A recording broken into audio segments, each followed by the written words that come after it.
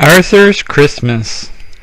For my grandma Thora, who taught me about giving.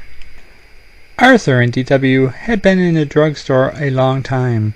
For heaven's sake, D.W. said, this store is full of presents. Pick one and let's go. It has to be just right, said Arthur. I want Santa to like it. Well, hurry up, said D.W. I want to get home and see if Grandma's there and how many presents she's brought me. At home, D.W. added 10 more things she wanted to her Christmas list and copied it over in red pencil. Arthur and D.W. cheered up when they heard the car in the driveway. Grandma, are there presents in there for me? Asked D.W.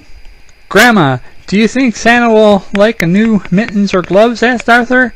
Whatever happened to hello, I'm glad to see you? Asked Grandma Thora.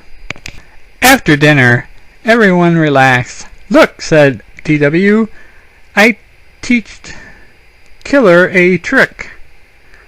Taught you, said Grandma. You taught Killer a trick. But D.W. didn't hear. She had seen something on television to add to her list.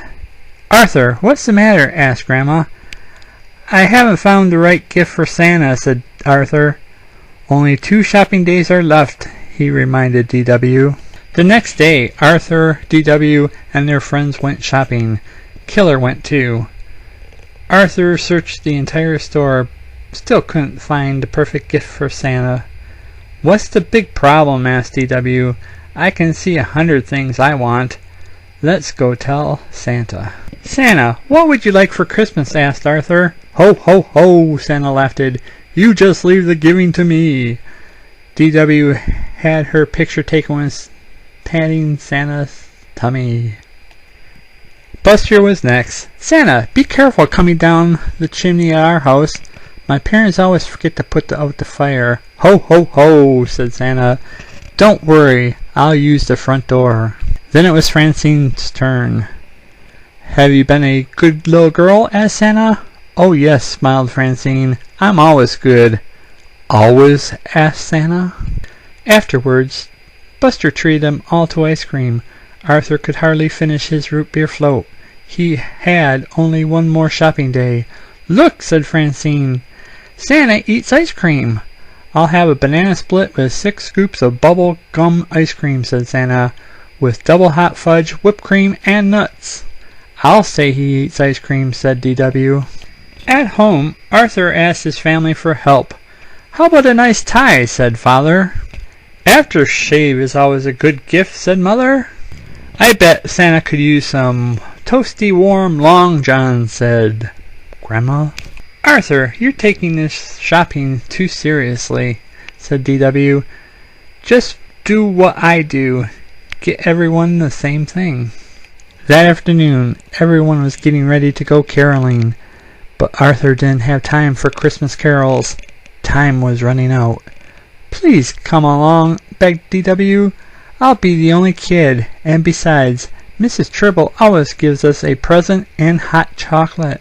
Arthur went window shopping instead, hoping that would give him an idea for Santa's present. Santa was ho-ho-hoing and drinking diet root beer at the car wash. Moments later, Santa was at the Golden Chopstick eating some gum chow goo. Santa must have ran to the deli at the corner of North and Main. The waitress shouted Santa's order to the cook. Catch a fish, hit it with rye, and put a pair of shoes on it. Santa sure eats a lot, thought Arthur. Finally, Arthur went home. He hadn't seen a single thing in any of the store windows he thought Santa would like. Santa was on TV eating Papa Piper's pickled peppers. That's it, said Arthur. He started making a list. Arthur counted his money. D.W., he said in his sweetest voice. Okay, how much money do you need? Asked D.W. But only if you promise to stop being such a grouch. The next morning, Arthur gave D.W. half the list. He took the other half. D.W. had to keep Killer out of the kitchen while Arthur made Santa's present. "What's all that noise?" asked Father. "Arthur is making a mess," reported D.W. The kitchen door opened, and Arthur sneezed.